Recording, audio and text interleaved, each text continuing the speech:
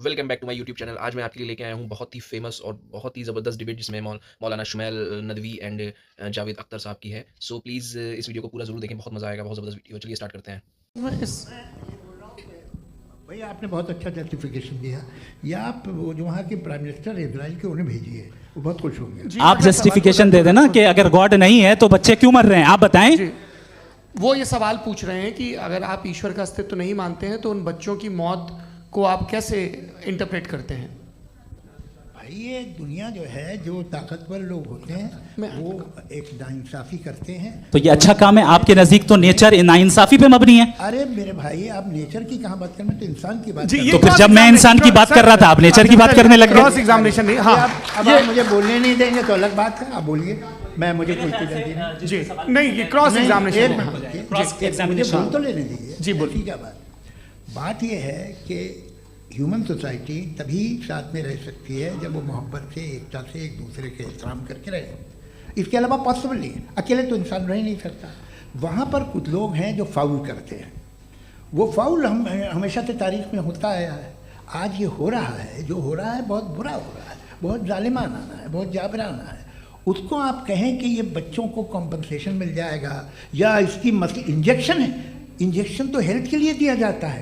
आप ये कह रहे हैं कि ये बच्चों की जो धज्जियां उड़ रही हैं ये इंजेक्शन है, ये टेस्ट है, ये टेस्ट है और उस टेस्ट में उनको ऐसा रिकॉम्पेंस मिलेगा जो आपके तस्वुर के बाहर है। या आप 3 बरस के बच्चे को बारूद से उड़ा के टेस्ट ले रहे हैं। वाह, वो नहीं ले रहा है, खुदा नहीं उड़ा रहा है, इजराइल उड़ा रहा है। जी, ये तो उसको कंडेम अगला सवाल लेते हैं। अगला सवाल लेते हैं प्रोफेसर पुरुषोत्तम अग्रवाल। मुफ्ती साहब, एक निवेदन आपसे है कि कम से कम थोड़ा सा माइक क्लोज एक रिलीजियस और फिलॉसफिकल कर मैं प्लीज। एक रिलीजियस और फिलॉसफिकल ट्रेडिशन है जो ब्रह्मांड को यानी यूनिवर्स को ही अंतिम मानती है।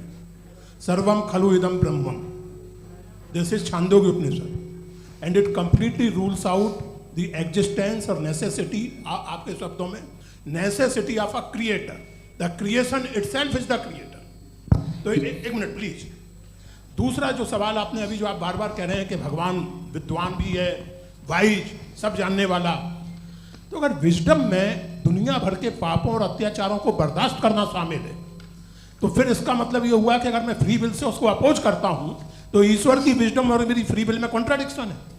Because when I am opposing whatever is happening in Gaza, then I am opposing the God's will और गॉड्स विजडम। जवाब लेते हैं तो गॉड की विजडम में, एक मिनट सर प्लीज सर, ये एक जुमला।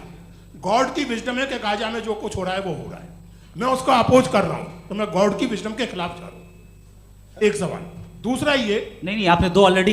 सर आप और सवाल कर लें, लेकिन मुझे 2 जवाब दे। पहले आपने ये कहा, सुनिए मेरी बात सुनिए। इजराइल के गॉड के मुताबिक तुम्हारा ठीक हो रहा है ना? नहीं हो रहा है, सीख नहीं हो रहा है। मैं बता रहा हूँ क्या हो रहा है, आप तशरीफ रखिए, मैं बता रहा हूँ क्या हो रहा है। Let me complete please. एक सेकंड गाइस, एक सेकंड। ये देखिए, ऐसा है कि ये सब बड़ा आपस में विचार विमर्श के बाद ये तय हुआ था कि कुछ नियम बना लिए जाएं ताकि एक टाइम बाउंड बातचीत चले। और भाई साहब, आप बड़ा ज़रूरी काम कर रहे हैं लेकिन कैमरे के फ्रेम में आके उस काम को गड़बड़ कर दे रहे हैं। ठीक है गुरु, अब मेरे को कहीं का गुस्सा कहीं निकालना था, सॉरी। नहीं, कोई गुस्सा नहीं है जी। तो प्रोफेसर ने सवाल पूछे, आप उनके जवाब दें। और थोड़ा ये सब लोग थोड़ा ख्याल रखें भाई, सवाल संक्षिप्त रखें जी। आपने 2 सवाल किए। सबसे पहला ये कहा कि हमारे पास ये कॉन्सेप्ट है कि ये यूनिवर्स खुद नेसेसरी बीइंग है, creation itself is the creator. How irrational is this कि मैं एग्जिस्ट करूंगा बाद में, लेकिन अभी एग्जिस्ट कर भी रहा हूं, यानी एक ही टाइम में एग्जिस्ट भी कर रहे हैं, नहीं भी कर रहे हैं। This is not true. दूसरी चीज आपने कहा कि अगर इजराइल में, सॉरी माफ कीजिएगा, Israel doesn't exist, occupied Palestine में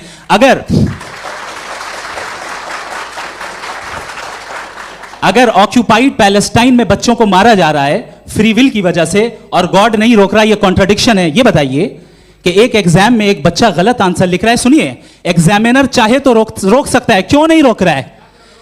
ये कॉन्ट्रडिक्शन है, ये कॉन्ट्रडिक्शन नहीं है। नहीं सर, ये आपस में ये क्या आपका सवाल? माइक दीजिए। फ्री विल दिया गया है टेस्ट के लिए, अकाउंटेबिलिटी के लिए। अगर फ्री विल नहीं होता तो आप कहते हैं हमें रोबोट बना दिया गया। नॉट मिसरिप्रेजेंट माय पोजीशन, आपकी जो भी पोजीशन, मैं अपनी फ्री विल के नाते, अपने ह्यूमन विजडम के नाते गाजा में हो रही अत्याचार का विरोध करता हूं। बिल्कुल करना चाहिए। आपके हिसाब से मैं गॉड की विजडम का विरोध कर रहा हूं? बिल्कुल नहीं, जो हो रहा है गॉड की बिल्कुल भी नहीं, बिल्कुल भी नहीं। उसका वहां पर गाजा में कत्ल होना ये इंसानों के गलत इस्तेमाल का नतीजा है, फ्री विल के इस्तेमाल का नतीजा है। गॉड इसका हुक्म नहीं देता, उससे रोकता है। यही तो मसला है ना, आपके लिए कॉन्सेप्ट क्लियर नहीं नहीं भाई, आपने तो बताया था इंजेक्शन लगाने से बच्चे को तकलीफ होती है, ये इंजेक्शन लगा। सर आप ऐसे रेटोरिक स्टेटमेंट दें तब तो कोई मसला नहीं आपने समझते बोला कि रहेंगे। Injection this is a rhetoric statement, this is not a logical argument sir. I am sorry, I am sorry. आखिरी 30 मिनट बड़े मुश्किल होने वाले हैं। जी मुफ्ती साहब आगे बैठे हैं, इनको माइक दीजिए। हाँ तरुण, माइक आप अपने पास रखिए, आपको कैमरे का फ्रेम पता है जी। सबसे पहले दोनों को मुबारकबाद। एक सर अपना आप नाम बता दें। आप अमेरिका में शिकागो में रहते हैं, इतना मुझे याद है। बताया आपको, यासिर नदीम अलवाजदी मेरा नाम है। जावेद सर आपसे एक क्वेश्चन है इन्फिनिट रिग्रेस के ताल्लुक से। एक हाइपोथेटिकल सिनेरियो है, मसलन अगर आप सर माइक थोड़ा सा प्लीज क्लोज रखिए जी। अगर आप शायर इसलिए हैं कि आपके कोई उस्ताद शायर थे, और वो इसलिए शायर थे कि उनके कोई उस्ताद शायर थे, और इसी तरीके से हम माजी में पीछे चलते चलते चले जाएं और कहीं ना रुके, तो माफ कीजिएगा आप कभी शायर नहीं हो सकते। लेकिन आप शायर हैं, आपका शायर एग्जिस्ट करता है, इसका मतलब ये है कि आप कहीं ना कहीं रुके हैं। तो मेरा सवाल ये है कि क्या आप इन्फिनिट रिग्रेस ऑफ कॉजेस को लॉजिकल फैलेसी मानते हैं या नहीं मानते? हाँ या ना? मैं इन्हें लॉजिकल फैलेसी नहीं मानता हूँ, लेकिन मेरा प्रॉब्लम यह है कि जब मैं नहीं मानता हूँ तो I will continue with this logic जो फैलेसी नहीं हो। आप एक जगह रुक जाते हैं जाके, आप कहते हैं ये गेंद कैसे बनी, ये जजीरा कैसे बना, ये समंदर कैसे बना, ये ज़मीन कैसे बनी, और अचानक गॉड पे जाके आपको ब्रेक लग जाता है। एक बार आप सवाल नहीं करते कि भाई इनको बनाने वाला तो इनसे भी कॉम्प्लिकेटेड होगा, वो कैसे बना, उसके बारे में आपने इत्मीनान कर लिया, वो हमेशा से है। तो अगर आप उसे हमेशा से मानते हैं तो फिर ये मान लीजिए कि कायनात हमेशा से है, क्या तकलीफ है? हम वजूद में नहीं आते जी हैं? हम मौजूद नहीं। अच्छा सर सर सर क्यों नहीं हो मैं सकता? बताऊंगा प्लीज प्लीज। जैसे मैंने मिसाल दी आपके शेर की, आपका शेर कभी वजूद में ना आता अगर शायर इसी तरह चलते रहते हमेशा। जी माइक माइक मेरे ख्याल से एक सेकंड, इन्फिनिट रिग्रेस का कॉन्सेप्ट क्लियर नहीं हो पाया सर, रहने दें, लेट्स मूव ऑन सर। ठीक है। हाँ थोड़ा सा मॉडरेटर का भी ख्याल रखें। नहीं नहीं आपने तो रखा है, आपने रखा है। यहाँ पे गौहर रजा साहब हैं, वो भी एक सवाल पूछना चाहते हैं। माइक यार नीचे से ऑन कर दिए, नीचे। पहले तो ये कह दूं कि मैं उन बच्चों से शर्मिंदा हूं जिनको गज़ा में कत्ल किया गया, क्योंकि हमारे होते हुए कत्ल किया गया। लेकिन उससे ज़्यादा शर्मिंदगी इस बात से हुई कि मुझे लगा कि मुफ्ती साहब उसको जस्टिफाई कर रहे हैं। बिल्कुल भी नहीं, आप बहुत ही गलत। मुझे लगा मैं गलत हो सकता हूं, बिल्कुल गलत मैं है। सवाल पूछ रहा हूं, सवाल मैं देखिए, सवाल अगर पूछ रहा हूं। एक मैं सेकंड, जावेद भाई गौर से साहब, डिसएग्री गौर करता साहब, हूं। एक सेकंड देखिए, अगर देखिए ऐसा एक सेकंड आप सर वेट अरे आप कुछ मेरे पहले मुझे अपनी बात कह लेने दीजिए। अगर ऑडियंस तय करेगी तो फिर मॉडरेटर का मतलब नहीं। मेरा आप सबसे ये कहना है, ये बहस दो लोगों के बीच में है, एक तरफ मुफ्ती साहब, एक तरफ जावेद साहब। पिछले 1.5 घंटे से ये लोग अपने अपने तर्क रख रहे हैं। आपकी इनसे इत्तेफाकी हो सकती है, ना इत्तेफाकी हो सकती है। मेरे उस्ताद मुझे सिखा गए हैं कि मुखामुखम में असहमति की गुंजाइश बची रहनी चाहिए। अगर मैं आपकी बहुत इज्जत करता हूं गौहर साहब, आपने जो कमाल की किताबें लिखी, साइंटिफिक टेम्परामेंट, लेकिन मेरी ये गुजारिश है आप सबसे कि यदि आप इन लोगों ने जो बोला उन पर टिप्पणियां करेंगे तो ना वक्त की पाबंदी रहेगी ना वो अनुशासन। आप सवाल पूछ लें, उस सवाल में जो बात आ जाए वो आ जाए। मैं जावेद साहब से डिसएग्री करता हूं, इसलिए जावेद साहब से सवाल पूछ रहा हूं। आपका सवाल जावेद अख्तर साहब से। और सवाल ये है मेरा कि जावेद साहब ने कई बार लॉजिक का इस्तेमाल किया कि साइंस में लॉजिक है और रिलीजन में लॉजिक नहीं है। मेरा ख्याल ये है कि रिलीजन में भी लॉजिक है, लेकिन उस लॉजिक की बेसिस ये है कि आप रुक जाते हैं, जिसका जिक्र जावेद साहब ने बार बार किया, यानी खुदा के तसव्वुर पे आते हुए, गॉड के तसव्वुर पे आते हुए रुक जाते हैं। और इसमें सवाल पूछना मतलब फॉरबिडन होता है। सवाल यह है कि क्या जावेद साहब इससे एग्री करते हैं कि साइंस की लॉजिक अलग है और रिलीजन की लॉजिक अलग है? बताइए सर। देखिए 3 चीज़ें हैं, साइंस है, एक है मंतिक है, इस्तिदलाल है, और एक जो है कुछ भी नहीं है, फेथ है, अकीदा है। मैं अकीदे की लॉजिक का कायल नहीं हूँ। मुझे आप इस्तिदलाल से, लॉजिक से, रीज़न से समझाइए, मैं मानने को तैयार हूँ, मेरा क्या नुकसान होगा। लेकिन ये कि अकीदे पे मैं नहीं जा सकता हूँ। अकीदे का मतलब है कि तुम ये मान लो, सवाल ना करो, ये नहीं। आप सारी बातें करके, बड़ी साइंटिफिक बातें करके एक जगह जाके खुदा के हुदूद पे रुक जाते हैं, सरेंडर कर देते हैं। मैं सरेंडर करने को तैयार नहीं। That's all. जी, ये आगे सर बैठे हुए हैं, इनको माइक दीजिए। भाई वो आप पूछना चाह रहे थे ना भाई? हाँ, नहीं मैं ये थैंक यू। जी, आपका नाम? आसिम इफ्तिखार। आसिफ जी, पूछिए। सर जावेद सर से सवाल है कि आपने अपने माइक थोड़ा करीब रखिए। अपने क्लोजिंग स्टेटमेंट में बात कही थी कि मज़हब का जो फ्यूचर है वो ज़्यादा दिन नहीं जाने वाला है, लेकिन मैं देख पा रहा हूँ कि जो ऑक्सफोर्ड यूनिवर्सिटी की एक स्टडी है 2011 में हुई है, जिसके 50 एकेडमिशियंस ने इसको अंजाम दिया था, उसमें वो ये कहते हैं कि जो फेथ इन गॉड है वो इनबिल्ट है ह्यूमन नेचर के अंदर, जिसको हम कहते हैं फितरत के अंदर शामिल है वो। और वो ये कहते हैं कि अगर कोई ये समझता है कि मज़हब को वो ख़त्म कर देगा तो ये उसकी गलत फहमी है। तो आप इसके बारे में, इस स्टडीज़ के बारे में क्या कहते हैं? ठीक, मैं उनसे एग्री नहीं करता हूँ। वो कौन से प्रोफेसर होंगे? ऐसा उनके क्या पास डेटा है, इन्होंने डेटा के बेस होगा। डेटा क्या हो सकता है?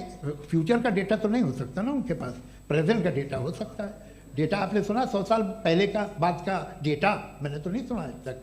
तो आज उनकी ये राय है और होगी राय, ठीक है। दुनिया में तरह तरह की राय है लोग, लेकिन मैं समझता हूँ कि वक्त के साथ इंसान ज़्यादा से ज़्यादा रीज़नेबल और लॉजिकल होता जा रहा है। आज आप देखिए वेस्टर्न यूरोप में क्या परसेंटेज है नॉन बिलीवर्स की, बहुत हाई। वहाँ चर्च खाली पड़े होते हैं। तो अल्टीमेटली तो इंसान कोई ऐसी बात बहुत अरसे तक नहीं मान सकेगा, चाहे गलत या सही, जो उसे उसके दिमाग को, उसके जहन को, उसके लॉजिक को अपील लगे। वो कह रहे हैं तो ऑक्सफोर्ड के होंगे तो कैम्ब्रिज के होंगे, तो मुझे क्या लेना देना। उनका डेटा मुस्तकबिल का नहीं हो सकता है। जी, दीपक, हाँ पूछिए। मैं आऊँगा, अभी पीछे की साइड भी आऊँगा, माइक वहीं भेजूंगा 2-3 साल के लिए। जी जावेद साहब, आपसे सवाल है। नमस्ते। अरे भाई सर, अगर आप ही लोग को तय करना है तो फिर 200 लोग तय कर लें। ये सब नहीं sir, please don't do this sir. Everybody has a right sir, but we can only take selected questions. No sir, ये यंग लोग भी हैं तो इनकी ये अब उतने यंग, भाई आप यंग हैं कि नहीं हैं? वो कह रहे हैं वो भी यंग हैं साहब, आप उनकी नौजवानी पर दावा उनको ही करने थे। हाँ मुफ्ती साहब, आप यंग, हाँ पूछे। अरे भैया सर, मेरा सवाल ये है, इनसे भी तो पूछो जी। नहीं, बस आपसे एक सवाल है।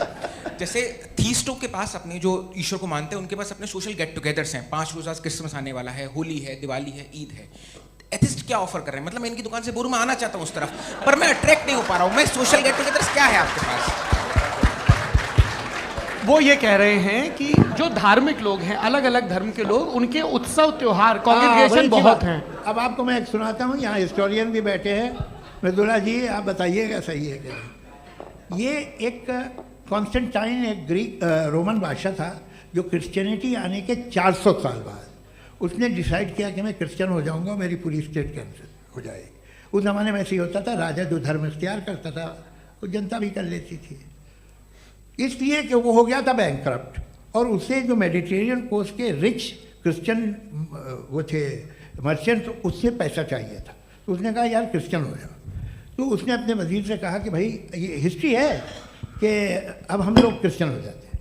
कहते सर हो जाएंगे, कोई प्रॉब्लम नहीं है, लेकिन एक प्रॉब्लम ये है कि 17 दिसंबर से 25 दिसंबर तक जो पेगन फेस्टिवल होता, जो पेगन स्टेबल हो, जो फेस्टिवल होता है वो बंद हो जाएगा, इसलिए कि हम क्रिश्चियन हो गए तो होगा नहीं। तो वो बच्चों को बहुत बुरा लगेगा, पब्लिक को बहुत इन्जॉय करते हैं, खासतौर से 25 को मेन डे। उसने कहा हाँ ये तो सही कह रहे हो। ये जीसस क्राइस्ट की पैदाइश कब थी? पहले साहब वो अप्रैल में थी। नहीं, कट करो, वो 25 दिसंबर को है। ये हकीकत है जी। और 400 साल बाद क्रिश्चियनिटी के अप्रैल से दिसंबर ले आए, और इसलिए कि यहाँ पेगन फेस्टिवल होता था। अब मनाते हैं आप आराम से। ये जो सारे फेस्टिवल हैं ये रिलीजन से, हर एक को एक इंटरटेनमेंट डिपार्टमेंट चाहिए होता है अपनी कंपनी चलाने के लिए। तो ये रिलीजन ने, ये सेकुलर त्यौहार थे जिन्हें रिलीजन्स ने ले लिया है। ये मौसम के थे, फसलों के थे, किसानों के थे, उसको आपने लेकर रिलीजियस रंग दे दिया। ये कोई रिलीजन से थोड़ी आए हैं आप। अच्छा हमें देखिए, हम तो मुल्द हैं, हम ईद मनाते हैं, हम दिवाली मनाते हैं, हम होली मनाते हैं, हम क्रिसमस मनाते हैं। बम्बई की फिल्म इंडस्ट्री की सबसे बड़ी होली हमारे घर में, सबसे बड़ी ईद हमारे घर में। वो हमारे सोशल वो है, हमारे हेरिटेज है। ऐसा थोड़ी है कि we will throw the baby along with the water. ये तो अच्छी चीज़ है, इन्हें रखो, जो बेकार है फेंक दो। जी हाँ, हेलो जी, मेरा सवाल नादवी जी से है। जैसा कि आपने बोला कि गॉड टाइम के भी परे हैं और गॉड इतनी कॉम्प्लेक्स चीज़ है कि उसे ह्यूमन माइंड समझ नहीं सकता, और गॉड ने अर्थ पे फ्री विल भी दे दी है, तो आप अपना वक्त ज़ाया क्यों कर रहे हैं गॉड के बारे में बात करके? अपन को तो बात करनी चाहिए कि सोसाइटी को बेहतर कैसे करें। जी, मैं गॉड वही बताता है सोसाइटी को कैसे बेहतर करे। अभी मैं आपका जवाब देता हूँ। आपने कहा कि टाइम पे वो एग्जिस्ट नहीं करता, सो मेरा सवाल ये है कि जैसा आपने बोला कि गॉड बहुत ही कॉम्प्लेक्स चीज़ है, मैंने और कहा ही नहीं कि कॉम्प्लेक्स है, तो आपके अल्फाज हैं। कॉम्प्लेक्स का लफ्ज गॉड के लिए सुइटेबल नहीं है। क्यों? क्योंकि कॉम्प्लेक्स वो चीजें होती हैं जो ऑब्जेक्ट हो। God is not an object जिसको आप इंस्ट्रूमेंट के जरिए लेबोरेटरी में जाके टेस्ट करें, oh it's very complex. No, वो कोई कार का इंजन नहीं है। मेरा वो सवाल फिलोसॉफिकली नेसेसरी बीइंग ऐसी बीइंग है जो सिंपल बीइंग है। हाँ, आप उसको मुकम्मल तौर पे उसकी तमाम हिकमतों को जान ले और हर चीज को जान ले, ये पॉसिबल नहीं है, क्योंकि वो ऑल वाइज है, आप ऑल वाइज नहीं है, और वो खुदा है, वो आपको सारी चीजें बता दे, ये जरूरी नहीं।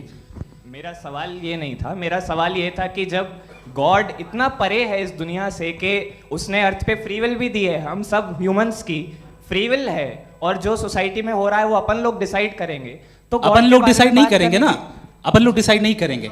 गॉड जो है, गॉड ने वो उसकी जात, उसकी एग्जिस्टेंस टाइम एंड स्पेस से परे है, लेकिन वो हमारा टेस्ट ले रहा है और उसी गॉड ने हमें बताया कि तुम्हें क्या करना है क्या नहीं करना है, तो जाहिर उस गॉड की बात सुनेंगे ना हम। जी, वो पीछे एक चश्मा लगाए जो मैम खड़ी हैं, उनको दीजिए। हाँ, आप जी जी बिल्कुल आएंगे। देखिए, मैं कोशिश कर रहा हूँ सब तरफ जाने की। हाँ, उनको दीजिए माइक। जी, हेलो सर, मैं ओमनी प्रेजेंट नहीं हूँ, टाइम पाबंद हूँ, और जहाँ तक कोशिश कर सकता हूँ करूँगा। जी, अपना नाम बताइए। मेरा नाम उर्सुला है, मैं दिल्ली यूनिवर्सिटी की एक स्टूडेंट हूँ और मैं स्टूडेंट फेडरेशन ऑफ इंडिया से हूँ। मेरा सवाल मुफ्ती जी से है कि इस हॉल के इस कमरे में बैठ के हम लोग रेप की मोरालिटी के बारे में फिलोसफिकली बात तो कर सकते हैं, बट असलियत ये है कि रोज़मर्रा की ज़िंदगी में औरतें रेप के थ्रू गुजरती हैं, और हम लोग सिर्फ नंबर्स पे इस तरह नहीं देख सकते, क्योंकि कितनी औरतें हैं इन कंट्रीज़ में जहाँ पे आप बता रहे हैं कि केसेस कम हैं, जिनका एक्सेस है कि वो जाके केस फाइल कर सकें। कितनी औरतें हैं जो जिनको काम करने की आज़ादी है उन कंट्रीज़ में। यूरोप में ये आज़ादी आ गई, यूरोप में ये रूल्स आ गए, तो हम आज उसके बारे में बात कर पा रहे हैं। जी, जवाब। आपने ये कहा कि कमरे में बंद होकर हम लोग इस पर फिलोसफिकली बात कर सकते हैं, लेकिन हकीकत में क्या हो रहा है, वो ग्राउंड लेवल पे क्या हो रहा है जो बहुत गलत हो रहा है, और वो सफ़र कर रही हैं। आई अग्री, बहुत गलत हो रहा है, और जो गलत हो रहा है उसको हमें रोकना है। और क्यों रोकना है, वो गलत क्यों है?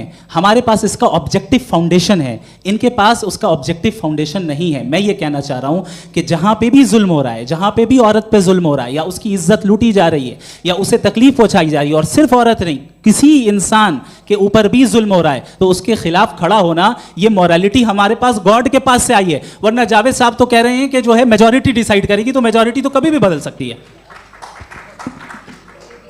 क्या आप हाँ। ये थोड़ी सी आपको गलतफहमी है। मैं अगर मेरे जुमले से ये मदनत निकला या मैंने कहा, तो ये जुमला मैं वापस लेता हूँ, ये मेरा मतलब ही नहीं था कि मेजॉरिटी डिसाइड करेगी। मेजॉरिटी डिसाइड करे तो दुनिया में बड़ी, वैसे आपने कहा था ये जुमला। अच्छा, हो मैं मान रहा हूँ, बाद में रिकैप कर लेंगे। अरे एक सेकंड, मैं अपनी एक्सप्लेनेशन दे रहा हूँ। मुनासिब बात यह है कि हम सब के सब दिल में जानते हैं कि क्या अच्छा है क्या बुरा है, हमें पता है अच्छी तरह से। जो लोग बुरे काम करते हैं उन्हें भी मालूम अच्छा क्या है। यही तो सवाल था हजरत के फिर ये मोरालिटी आई कहाँ से? Cross examination. हाँ जी, हाँ। मोरालिटी साथ रहने की डिजायर से आई, यानी साथ रहकर जो कुछ कह दे, जो कुछ कर दे, वो हो जाएगा। नहीं, तो आप कायदे से रह ही कर सकते हैं जब तक लोगों में मोरालिटी हो, वरना क्यास हो जाएगा। ये आपको कैसे पता? जी, हमने देखा ना, जहाँ मोरालिटी का क्यास हो गया, हम देखते हैं। कहाँ पे देखते भाई? दुनिया में। आप जो कह रहे हैं, आप एक कहीं पे अगर गलत हो रहा है तो उसको आप गलत देखिए। आप एपिस्टेमोलॉजी की बात कर रहे हैं, मैं ओंटोलॉजी की बात कर रहा हूं। मैं इस बहस के बाद आप दोनों लोगों को चाय पे होस्ट करूंगा, वहां पे क्रॉस एग्जामिनेशन कर लीजिएगा। अभी ऑडियंस का हक मार रहे हैं आप लोग भाई, सर जस्ट लोग हैं आप लोग। और ये भाई ये हाँ, उधर आएंगे, उधर जी सर आएंगे। अच्छा सर मेरा नाम लईकुर रहमान है और मैं अलीगढ़ मुस्लिम यूनिवर्सिटी का स्टूडेंट हूँ। और जहाँ तक मुझे पता है कि sir you are also product of Aligarh Muslim University. मैं भी उसी चमन का बुलबुल। हाँ सर, तो बहुत खुशी हुई मुझे जान करके कि मैं आपसे मिलूंगा। सवाल सर, मेरा सवाल यह है, सर सैयद अलैहि रहमा का नज़रिया यह था कि खुदा के वजूद को अक़ल के दायरे में रह कर के तलाश करना, न कि पूरी तौर से उसका इनकार कर देना। Sir how will you define it? नहीं नहीं, तो ये तो आप इन्हें बताइए। ये सर, सवाल अकल से आपसे। रह के खुदा का वजूद साबित कर रहे हैं। तो सर आपने सर सैयद इनकार ने किया। कर रखा है, इस वजह से मेरा क्वेश्चन उन्होंने आपसे। यही सर से एक सेकंड, सर सैयद ने यही कहा ना कि अकल से आप खुदा के वजूद को साबित नहीं कर सकते, यही कहा ना भाई। वो उन्होंने कहा कर सकते हैं और वो कर दिया गया आज। वो फोन दो। तलाश करना या साबित करना अकल से अकल से नहीं हो सर सकता। अरे सवाल तो सुन लीजिए जी। अकल से नहीं हो सकता है, यही कहा ना आपने। अकल से हो सकता है। अरे वो यही कह रहे हैं भाई, आप बता रहे हो सकता है, वो तो कुछ और। आप अगर सर देखो नौजवान फोन ले लो, इतनी कमाल की यूनिवर्सिटी है। अरे भाई दे दो उन्हें जरा, एक मिनट दे दो भाई, मेरी बात सुनो, माइक पे बोलो ताकि जो लाखों लोग देख रहे हैं। माइक दे दो ना। अरे देंगे ना माइक, तुम ठहरो तो। हाँ सर, मेरा सवाल ये था कि सर सैयद अलैहि रहमा का एक नज़रिया था अपना कि खुदा का जो वजूद है उसको अकल के दायरे में रह करके तलाश करना है, न कि पूरे तौर से इनकार कर देना है। ये उनका कॉन्सेप्ट था। लेकिन मेरा सवाल ये है कि आप इसको कैसे डिफाइन करते हैं, एक्सप्लेन कैसे करेंगे, मैं आपसे जानना चाहता हूँ, क्योंकि you are the product of Aligarh Muslim University. मुझे अकल के दायरे में रख के मैंने बहुत तलाश की, मुझे मिला नहीं। हाँ ये इधर वो चश्मा लगाए जो, हाँ उनको दे दीजिए। जी जी फटाफट पूछिए, बस 5 मिनट है, 5 मिनट में खत्म हो रहा है। हाँ अस्सलाम वालेकुम मुफ्ती साहब, एंड मेरा सवाल जावेद अख्तर साहब से। क्या नाम है आपका? अरे भैया सब मुझे पूछ रहे हो। फैज पूछिए फैज साहब। तो मेरा सवाल ये है कि अभी जो एथियस्ट है वो problem of evil argument use कर रहे हैं अगेंस्ट मुस्लिम्स, राइट? कि इस दुनिया में इतना सारा ईवल है और अगेंस्ट मुस्लिम तो यहाँ अगेंस्ट थियस्ट। हाँ थोड़ा सा करेक्ट कर लीजिए भाई, पूरी मशक्कत ही इसी बात की थी कि किसी एक मजहब पे बात ना टिके। जी, तो बेसिकली ये आर्गुमेंट ऐसा है कि इस दुनिया में इतना ज़्यादा ईवल एग्जिस्ट करता है और अगर एक ऑल गुड गॉड है तो वो रोकता क्यों नहीं है? लेकिन इस सवाल में एक हिडन अजम्पशन ये है कि इस दुनिया में ईवल एग्जिस्ट करता है। अब एथियस्ट ये कैसे ऑन्टोलॉजिकली प्रूव कर सकते हैं कि इस दुनिया में ईवल एग्जिस्ट करता है? मैं आपको बताता हूँ, थोड़ा सा समझा। नहीं सर हम लोग इनको सुनने आए। नहीं please don't do that. I want to explain ontologically. नहीं हम समझ गए सर, इनको अब जवाब देने दीजिए। अच्छा सवाल पूछ लो। मैं अभी तक क्या था वो मैं थोड़ा सा ऐड ऑन कर लेता हूँ। तुम गुरु, तो हम जब इसका राउंड 13 करेंगे ना तब तुमको स्टेज पे बिठाएंगे। जी तो हाँ जल्दी से। तो देखिए एथियज्म के हिसाब से सब कुछ रैंडमली बन गया है, सब कुछ एटम्स और मॉलिक्यूल्स है। एक पत्थर में और मुझ में सिर्फ इतना फर्क है कि हम लोग एटम्स और मॉलिक्यूल्स का अलग अलग रीअरेंजमेंट है। अब एक पत्थर को कोई इंसान तलवार से 2 टुकड़ों में काट दे या मुझे, according to atheism it is same, there is no evil and good according to atheism. जी अच्छा, फैज साहब का सवाल ये है कि हाँ कोशिश भी करते तो इससे गलत सवाल नहीं कर पाते। एक लाइफ फॉर्म है और लाइफ फॉर्म में फीलिंग्स हैं, मतलब लाइफ फॉर्म सुनता है, देखता है, टेस्ट कर सकता है, फील कर सकता है, तो उसकी जो क्वालिटी इस बबल में आ गई हैं वो जानवर में भी है, इंसान में भी है। तो जाहिर है कि उसे कोई तकलीफ पहुंचेगी, तो चूंकि उसके पास वो सेंसिटिविटी है तो मैं करेगा। पत्थर में वो सेंसिटिविटी नहीं है। तो ये क्या सवाल हुआ कि अगर पत्थर को काटा तो पत्थर को तकलीफ नहीं होती, तो आपको काटे तो आपको क्यों तकलीफ हो? बैठ जाइए। जी हाँ अगला सवाल। हाँ पूछिए। जी जावेद अख्तर साहब। अरे भैया सब आप लोग मुफ्ती साहब को छोड़ रहे हैं, मेरे ही पीछे पड़े हैं क्या? फिर चलो बोलो भाई। You asked how God can exist when children die in Gaza. हाँ? You asked how God can exist when children die in Gaza, and you also mentioned the rise of atheism in Europe. But the same events also are leading many atheists and non-believers to turn towards faith. How do you interpret this contradiction, where suffering pushes some away from God, yet brings others closer to belief? देखिए आपको एक बात बताऊं, दुनिया perfect तो कहीं भी नहीं है, हर जगह कुछ खामियां हैं। बेटा एक मिनट आप ही को कहेंगे, देखो वो तो कुछ खामियां, कमज़ोरियां, खराबियां सब जगह है। लेकिन अगर देखोगे ईमानदारी से कि दुनिया सबसे ज़्यादा महज़ब कहाँ है, एक आम शहरी को कहाँ हुकूक हासिल हैं, वो बोल सकता है, अपनी मर्ज़ी से काम कर सकता है, अपनी मर्ज़ी से राय दे सकता है, हुकूमत के ख़िलाफ़ बोल सकता है, बरसर इक़्तिदार लोगों के बारे में बोल सकता है, सरमायादारों के ख़िलाफ़ बोल सकता है। तो आपको ये स्कैंडिनेवियन कंट्रीज़ में मिलेगा, वेस्टर्न यूरोप में मिलेगा। मैं नहीं कह रहा वो परफेक्ट है, बिल्कुल नहीं, वहाँ बहुत ख़राबियाँ भी हैं, परफेक्ट तो कोई। लेकिन जिन मुल्कों में, लैटिन अमेरिका देखो, गल्फ देखो, वहाँ पर आपको ये ज़रूर है कि रेप नहीं होते होंगे। रेप की ज़रूरत क्या है भाई? उसको तो ख़रीद लो, घर में रखो, सड़क पर रेप करने की क्या ज़रूरत है? मगर सुनिए, मगर हकीकत यह है कि वहाँ शख्सी आज़ादी राय देने की, बोलने की नहीं है। जी, ये एक आखिरी सवाल मुफ्ती साहब से। हाँ मैम, इनको माइक दीजिए। शुक्रिया। मेरा नाम मनीषा है, मैं हरियाणा से आई हूँ। मैं मुफ्ती साहब से एक बात पूछना चाहती हूँ। आप बार बार जावेद साहब को कॉन्ट्राडिक्ट तो कर रहे हैं कि आपने ये कहा, लेकिन आप भी अजम्पशंस के बेसिस पे बात कर रहे हैं।